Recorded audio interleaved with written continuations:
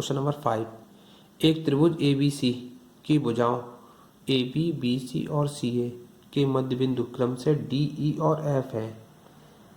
त्रिभुज DEF और त्रिभुज ABC के क्षेत्रफल का अनुपात। तो सबसे पहले हमको एक ट्रायंगल बनाना है। AB, BC और CA के मिड पॉइंट दिए गए हमको DEF, उसको ज्वाइंट करके जो ट्रायंगल बनेगा DEF उसका और ABC का हमको रेशियो फाइंड करना है इनके एरिया का। चलिए सबसे पहले ट्रायंगल ड्रॉ कर लेते हैं।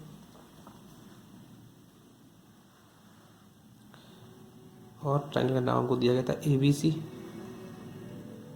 हो जाएगा ट्रायंगल A, B और C।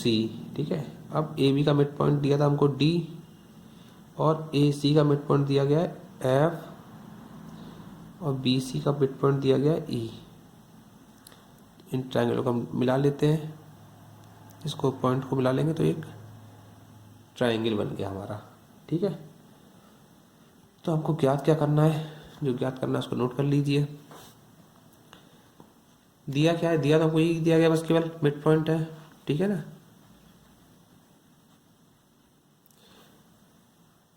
बिंदु DE और F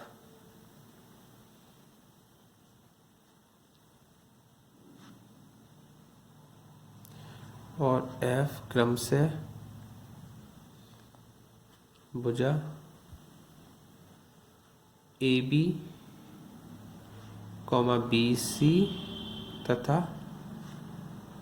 AC के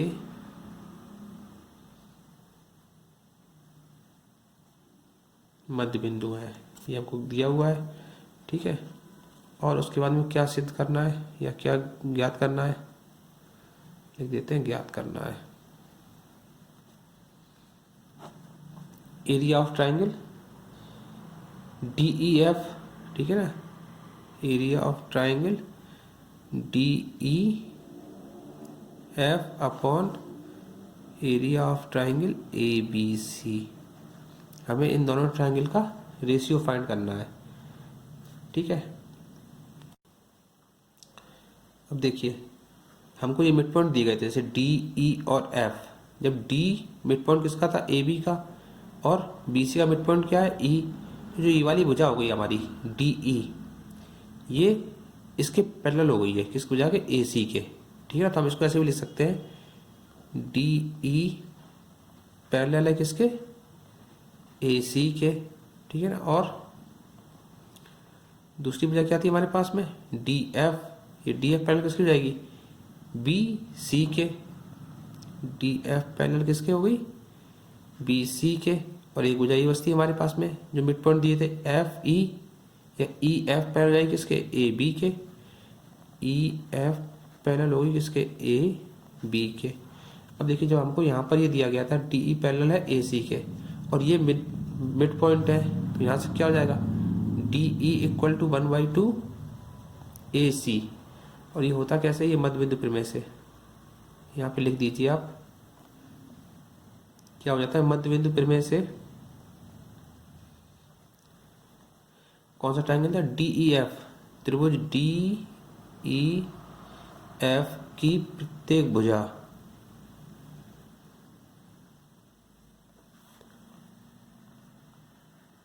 जो बड़ा ट्रायंगल था हमारे पास त्रिभुज ABC। ठीक है ना, त्रिभुज ABC की आधी होगी।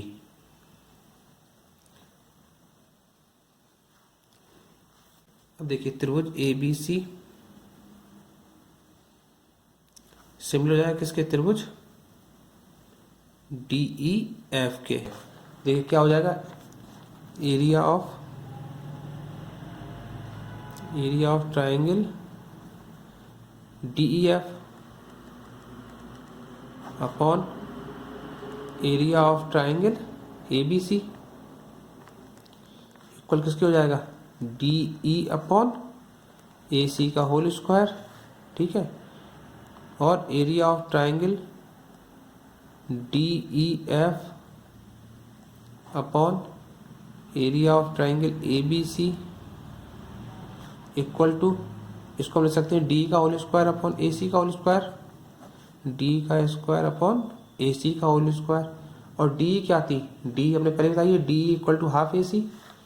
तो हम यहाँ पे क्या करते हैं, डी की वैल्यू पुट कर दे रहे हैं यहाँ पे, A R equal to area of triangle D E F upon area of triangle A B C equal to D E की जगह पे हम क्या रख सकते हैं, ए सी अपॉन टू का होल स्क्वायर अपॉन में ए सी, आप यहाँ पे दिखा भी दीजिए, क्योंकि डी ई किसके बराबर था, इक्वल टू ए सी का हाफ है।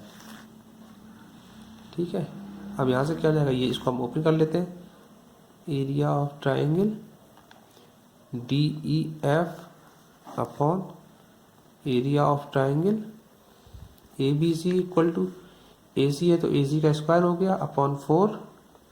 ठीक है, और इसके अपॉन में क्या पहुंच जाएगा, फिर ए सी का स्क्वायर। ठीक है, और अब देखिए क्या हो जाएगा, यहाँ से ए सी स्क्वायर से ए सी स्क्वायर कट हो जाएगा, या फिर आप समझ लीजिए संख्या पलट जाएगी, क्या हो जाएगा, ए सी स्क्वायर अपॉन 4 इंटू ए सी स्क्वायर, नीचे वाली संख्या रिवर्स हो गई। ठीक है, तो ए सी स्क्वायर से ए सी स्क्वायर कट हो गया, या फिर यहाँ भी हम कट कर सकते थे। तो अभी यहाँ से क्या हो गया, area of triangle D E F upon area of triangle A B C equal to क्या हो गया, 1/4। हमसे रेशियो पूछा गया था तो ये रेशियो आ गया, क्या रेशियो आ गया, area of triangle D E F upon area of triangle A B C is equal to 1/4। ये हमारा आंसर हो गया। नेक्स्ट क्वेश्चन नंबर 6, सिद्ध कीजिए कि दो समरूप त्रिभुजों के क्षेत्रफलों का अनुपात इनकी संगत माध्यिकाओं के अनुपात का वर्ग होता है। ये सभी क्वेश्चन बहुत अच्छे हैं और बहुत इंपॉर्टेंट क्वेश्चन है। चलिए बनाते हैं फिगर इसका। देखिए सबसे पहले क्या दिया हुआ था हमको, सिद्ध कीजिए कि दो समरूप त्रिभुज, तो सबसे पहले दो सिमिलर ट्रायंगल बनाने पड़ेंगे, तो दो सिमिलर ट्रायंगल बना लीजिए।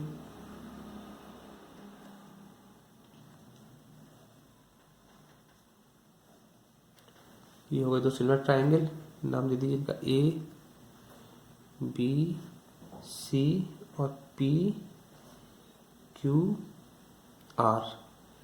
ठीक है, दो समरूप त्रिभुजों के क्षेत्रफलों का अनुपात इनकी संगत माध्यिकाओं के अनुपात, तो माध्यिकाएं क्या हो गई इसकी, यहाँ से हम माध्यिका डाल देते हैं इस पे, और इस वाले से भुजा क्यू आर पे, इन माध्यिकाओं के नाम दे देते हैं डी और इसका दे दीजिए एम। ठीक है, संगत माध्यिकाओं के अनुपात का वर्ग होता है। तो देखिए हमको क्या सिद्ध करना है,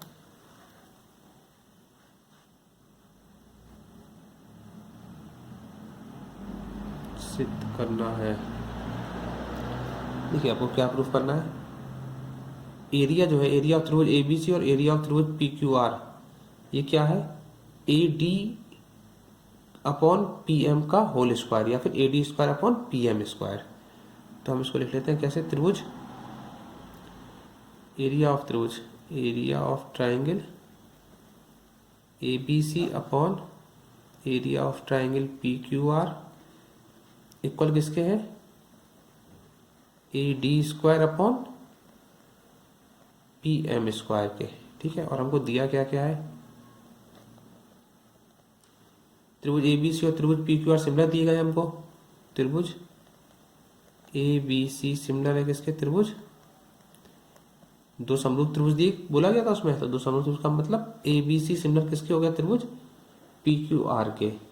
और देखिए ए डी और पी एम क्या है, त्रिभुज ए बी सी और पी क्यू आर की माध्यिकाएं हैं, तो ये भी आप नोट कर दीजिए, ए डी और पी एम क्रम से है त्रिभुज ए बी सी और त्रिभुज पी क्यू आर की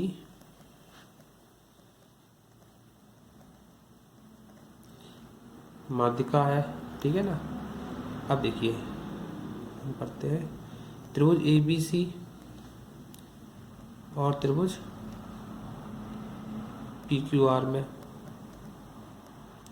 देखिए इन दोनों त्रिभुजों में क्या है, हमको सिमिलर दिए गए थे पहले ही, त्रिभुज ए बी सी सिमिलर है किसके, त्रिभुज पी क्यू आर के, तो यहाँ पे लिख सकते हैं त्रिभुज ए बी सी सिमिलर है किसके, त्रिभुज पी क्यू आर के, और यहाँ पे लिख दीजिए ये हमको दिया हुआ है। हर चीज़ आपको मेंशन करनी पड़ेगी, ये क्यों हो गया और कैसे हुआ है।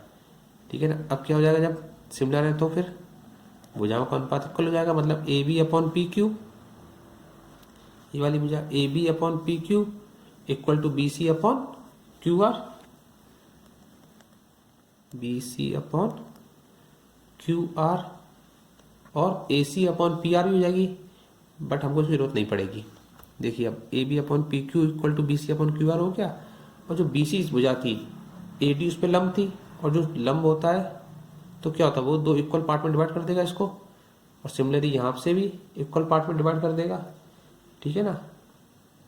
हम यहाँ से क्या करते हैं, A B upon P Q equal to, दोनों में 1/2 से डिवाइड कर देते हैं, 1/2 B C upon 1/2 Q R, ठीक है। और हमने ऐसा इसलिए किया है क्योंकि हमको ये बी डी और क्यू एम लेके आना है।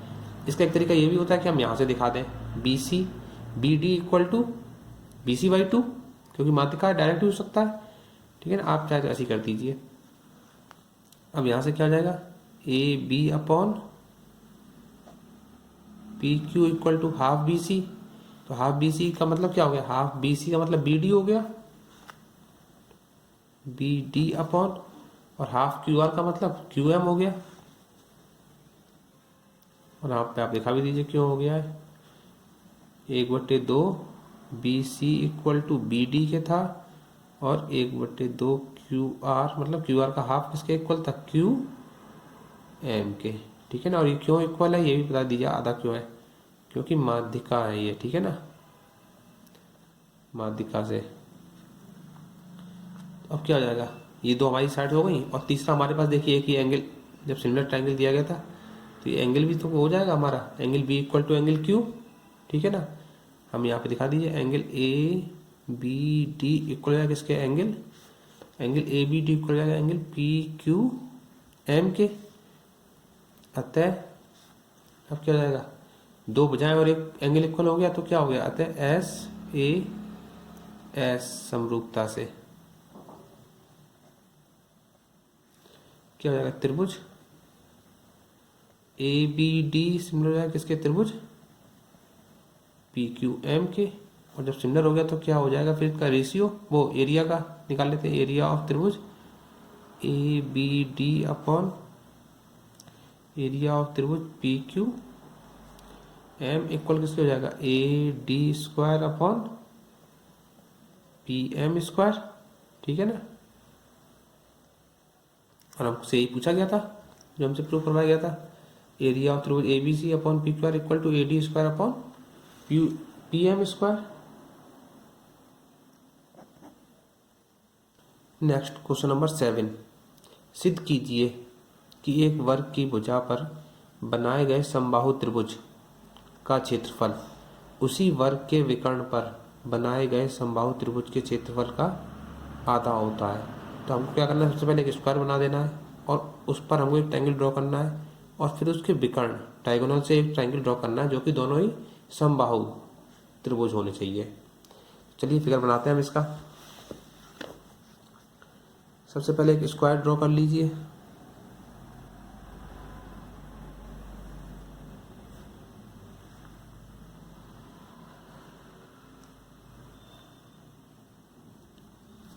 ठीक है ना। अब इस पे क्या था, भुजा के सिद्ध कीजिए कि किसी वर्ग की भुजा के पर बनाए गए, तो ये हमने भुजा ये वाली ले ली, इस पर हमने एक ट्रायंगल ड्रॉ कर दिया, इक्विलेटरल ट्रायंगल जिसकी ऑल साइड्स आर इक्वल है, ठीक है ना, सभी भुजाएं इक्वल है। नाम दे देते हैं इनको ए बी सी डी, ठीक है। इसको कुछ और नाम दे दीजिए, पी दे दीजिए यहाँ पर। अब देखिए और भी कुछ कह रहा था उसमें, त्रिभुज का क्षेत्रफल वर्ग के विकर्ण पर, तो विकर्ण हम ये ले लेते हैं, वर्ग के विकर्ण पर बनाए गए त्रिभुज, तो विकर्ण का पर बनाया गया समबाहु त्रिभुज, तो समबाहु त्रिभुज जितनी भुजा इसकी ये लंबी है उतनी लंबी एक साइड हम ले लेते हैं यहाँ पर, और उस पर हम क्या कर देते हैं, एक सिमिलर ट्रायंगल ड्रॉ कर देते हैं। ओके, अभी हमारा क्या हो गया, इसको नाम दे दीजिए क्यू, ठीक है। तो देखिए फिगर हमारा ये हो गया है कंप्लीट तैयार। एक वर्ग था तो स्क्वायर हमने ए बी सी डी, एक चतुर्भुज वो वर्ग हो गया, इस पर ए पी बी एक सिमिलर ट्रायंगल हो गया, और B D Q, sorry similar कह रहा हूँ, समबाहु त्रिभुज हो गया और बी डी क्यू भी एक समबाहु त्रिभुज हो गया है। ठीक है, और हमको प्रूव क्या करना है, बनाए गए त्रिभुज के क्षेत्रफल का आधा होता है। चलिए सबसे पहले जो सिद्ध करना है वो नोट कर लेते हैं। क्वेश्चन नंबर 7 सिद्ध करना है या फिर ज्ञात करना है, कुछ भी लिख सकते हैं। ज्ञात करना है, और हमको क्या ज्ञात करना था, एरिया ऑफ ट्रायंगल किसका, ए पी बी जो है वो area of triangle B D Q का हाफ है। Area of triangle A P B upon area of triangle B D Q equal to 1/2। ये हमको ये प्रूफ करना है। अब जो दिया हुआ है वो नोट कर लेते हैं। यहाँ पे हमने ड्रॉ किया है तो क्या था, ए बी सी डी एक वर्ग है,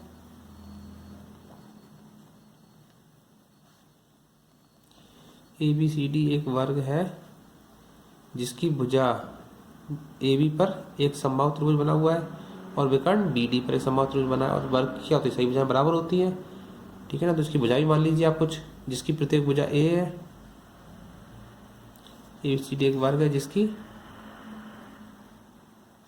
प्रत्येक भुजा ए है। ठीक है ना, और लिख दीजिए भुजा ए बी पर एक समबाहु त्रिभुज ए पी बी और विकर्ण बी डी पर एक समबाहु त्रिभुज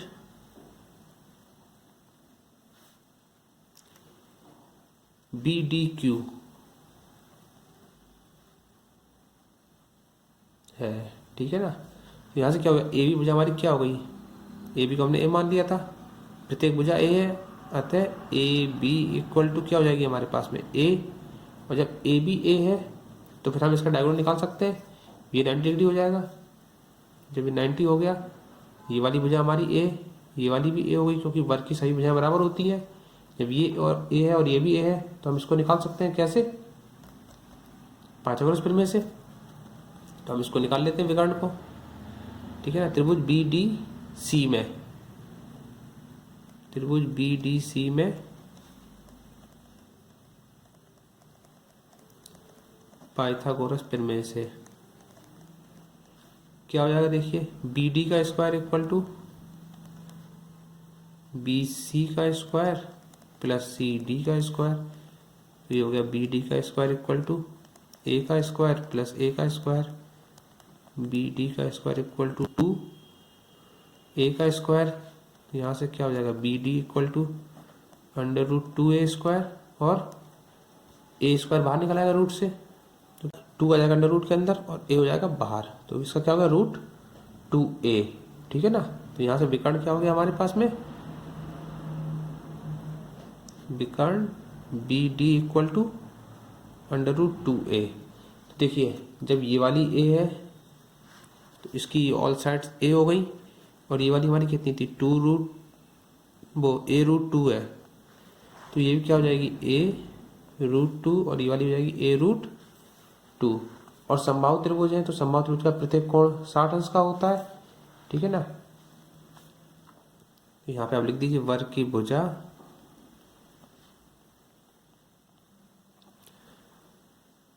और विकर्ण पर बने त्रिभुज समबाहु है, अतः जब समबाहु त्रिभुज है तो सभी कोण कितने होंगे, 60 अंश के होंगे, अतः सभी कोण 60 अंश के होंगे। और जब कोण 60 अंश के होंगे तो क्या हो जाएगा, हमारे एंगल इक्वल हो जाएंगे, मतलब एंगल बी बराबर हो जाएगा एंगल डी के, एंगल ए बराबर हो जाएगा एंगल बी के, और एंगल पी इक्वल हो जाएगा इसके एंगल क्यू के। तो फिर यहाँ से क्या हो जाएगा, angle B equal to angle D और angle P equal to angle Q और angle A equal to angle B। और ये हुए क्यों? क्योंकि बोथ आर 60, सभी प्रत्येक 60 अंश का है, ठीक है ना। तो ये क्या हो जाएगा, सभी के लिए हो जाएगा।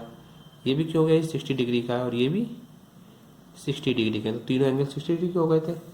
अब क्या हो गया, जब ये दोनों ट्राइंगलों के, इसका ट्राइंगल APB और ट्राइंगल BDQ के सभी एंगल मिल रहे हैं, तो क्या हो जाएगा, सिमिलर हो गया। अतः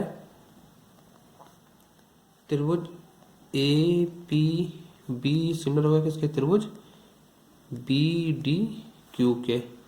जब सिमिलर हो गया तो आप एरिया निकाल दीजिए, area of triangle APB upon area of triangle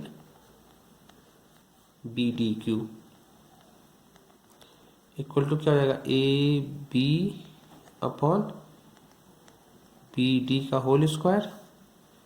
AB की वैल्यू हमारे पास A थी और BD की वैल्यू हमने निकाल ली थी, BD इक्वल टू √2A। देखिए यहाँ से क्या हो जाएगा, एरिया ऑफ त्रिभुज APB अपॉन एरिया ऑफ त्रिभुज BDQ equal to A upon √2A का होल स्क्वायर। ठीक है, अब जब इसका स्क्वायर ओपन करेंगे तब क्या होगा, देखिए एरिया ऑफ त्रिभुज APB अपॉन एरिया ऑफ त्रिभुज BDQ इक्वल टू A है तो इसका तो उसका हो जाएगा A स्क्वायर और √2 का स्क्वायर होगा तो क्या होगा, देखिए √2 में क्या होता है, मैं यहाँ पे कहता हूँ आपको, √2 का √2A है तो इसका होगा तो क्या हो जाएगा, देखिए √2 इंटू √2 और ये √2 यहाँ पे A था तो और यहाँ पर भी A आ जाएगा, A का गुणा A में होगा तो हो गया A स्क्वायर और √2 का √2 से मल्टीप्लाई हो जाएगा तो हो जाएगा 2, तो हो जाएगा 2A स्क्वायर। ठीक है, अब इस A स्क्वायर से वाला A स्क्वायर कट हो गया तो यहाँ से क्या हो गया, एरिया ऑफ त्रिभुज APB अपॉन एरिया ऑफ त्रिभुज BDQ इक्वल टू 1/2 और हमको यही प्रूफ करना। देखिए नेक्स्ट क्वेश्चन नंबर 8, त्रिभुज ABC और BDE दो समबाहु त्रिभुज है। तो हमको पहले बता दिया समबाहु त्रिभुज, और आप एक चीज समझ लीजिए, जब भी समबाहु त्रिभुज आ रहे हैं दो, इसका मतलब है दोनों सिमिलर हो चुके हैं, क्योंकि दोनों के ट्राइंगल कितने हो जाएंगे, एंगलों इसके एंगल ट्राइंगल के दोनों त्रिभुजों के कोण जो हैं वो 60 अंश हो जाएंगे, तो इसलिए दोनों क्या हो जाएंगे, समबाहु त्रिभुज हैं, वो दोनों सिमिलर हो जाएंगे। इस प्रकार है कि प्रत्येक की D भुजा BC का मध्य बिंदु है, त्रिभुज ABC और BDE का क्षेत्रफलों का अनुपात। चलिए तो ट्राइंगल ड्रॉ कर लेते हैं पहले। क्वेश्चन नंबर 8, सबसे पहले हमको दो ट्राइंगल दिए गए थे, दो समबाहु त्रिभुज हैं, तो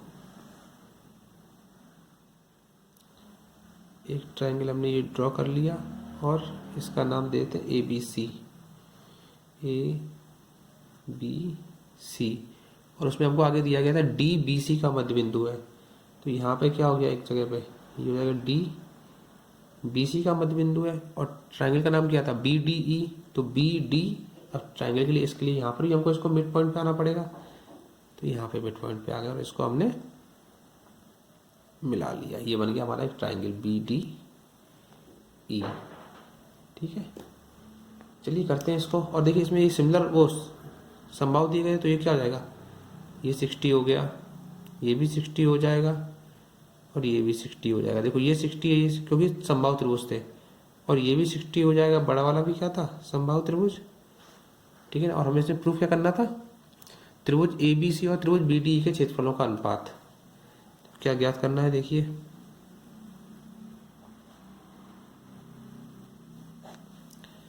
त्रिभुज वो एरिया ऑफ त्रिभुज ABC अपॉन एरिया ऑफ त्रिभुज BDE के क्षेत्रफल का अनुपात निकालना है हमको। ठीक है, अब देखिए त्रिभुज ABC और त्रिभुज BDE दोनों समबाहु त्रिभुज हैं, अतः इनके प्रत्येक कोण 60 अंश के होंगे, लिख दीजिए, हमको यही गिवन है और कुछ है ही नहीं, दिए ही नहीं है कुछ। त्रिभुज ए बी सी और त्रिभुज बी डी ई, त्रिभुज ए बी सी और त्रिभुज बी डी ई के, बी डी ई एक समबाहु त्रिभुज है, एक समबाहु त्रिभुज है।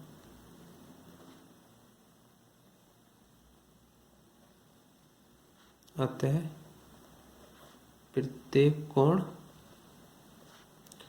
60 अंश का होगा। और हमने जब यहाँ पे दिखा दिया कि 60 अंश का होगा तो इससे क्या हो जाएगा, अतः तीनों के एंगल इक्वल हो गए, दोनों ट्रायंगलों के तीनों एंगल, तो क्या हो गया, ए समरूपता से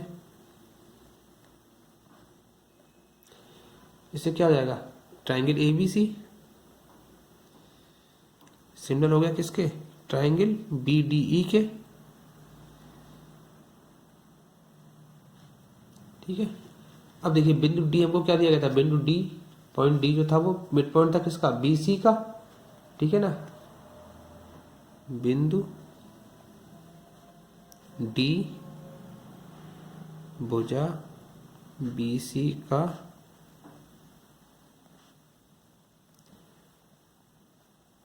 मध्य बिंदु है। और जब इसका मध्य बिंदु तो इसका मतलब क्या हो गया, यहाँ से B D equal to B C by 2 मध्य बिंदु है, मतलब इसका आधा है। यहाँ से यहाँ तक जो डी पॉइंट आधा हो गया, तो इस पूरी भुजा का आधा हो गया, B C by 2 equal to B D. ठीक है ना, अब देखिए हमको ये निकाल ही लिया था हमने, क्या त्रिभुज सिमिलर थे, त्रिभुज ए बी सी सिमिलर है किसके, त्रिभुज बी डी ई के। ठीक है ना, अतः क्या हो जाएगा, area of triangle A B C upon area of triangle B D E equal to, ये हो जाएगा equal to B C square upon B D square. ठीक है, area of triangle A B C upon area of triangle B D E equal है किसके, B C square upon, अब देखिए B D और बी डी जब हम क्या कर सकते हैं, बी सी बाई 2, यहाँ पे क्या हो जाएगा, बी सी अपॉन 2 का होल स्क्वायर। ये हो गया area of triangle A B C upon area of triangle B D E equal to B C का square upon B C square upon 4, इसका होल स्क्वायर ऊपर कर दिया तो। ठीक है, और ये क्या हो जाएगा, रिवर्स हो जाएगा पूरा, area of triangle A B C upon area of triangle B D E equal to, देखिए बी सी स्क्वायर से बी सी स्क्वायर कट हो गया, यहाँ पे एक था, ये भी 1 बचा, ये 1/4 है तो ये उल्टा हो जाएगा यहाँ से, तो क्या हो जाएगा 4/1। और हमसे ये रेशियो पूछा गया था क्या होता है, तो यहाँ से आप निकाल लिख दीजिए, area of triangle A B C upon area of triangle B D E equal to 4:1। ये हमको प्रूव करना था। ये देखिए क्वेश्चन नंबर 9, दो समरूप त्रिभुजों की भुजाएं 4:9 है, 4:9 है, इन त्रिभुज के क्षेत्रफलों का अनुपात क्या होगा। तो कुछ भी नहीं करना है हमको, बस क्षेत्रफल निकाल का अनुपात पूछा गया तो हमको बस क्षेत्रफल का अनुपात निकाल के बता देना। नीचे ऑप्शन भी दिए गए। तो क्वेश्चन नंबर 9 देखिए क्या था, भुजाओं का अनुपात, भुजाओं का अनुपात बराबर 4:9 दिया हुआ था और हमको त्रिभुज के क्षेत्रफल का अनुपात निकालना था। तो अब आप यहाँ पे लिख दीजिए थोड़ा सा, हम जानते हैं कि दो समरूप त्रिभुजों के क्षेत्रफलों का अनुपात, दो समरूप त्रिभुजों के क्षेत्रफल का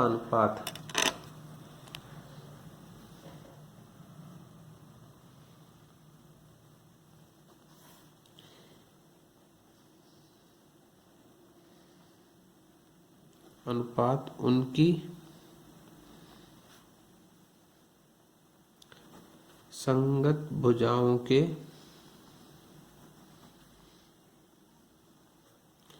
वर्ग के संगत भुजाओं के वर्गों के अनुपात के बराबर होता है।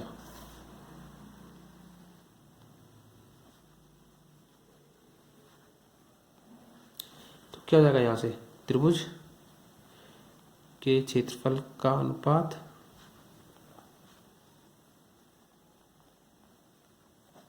इक्वल टू, और हमें पूछा क्या दी थी 4:9, तो बस इनका स्क्वायर के बराबर हो जाएगा, वर्ग के बराबर। तो 4:9 क्या हो गया, 4 चौको 16 और 9 का 81। तो इसका आंसर क्या हो गया, त्रिभुज के क्षेत्रफल का अनुपात बराबर, त्रिभुज के क्षेत्रफल का अनुपात बराबर 16:81।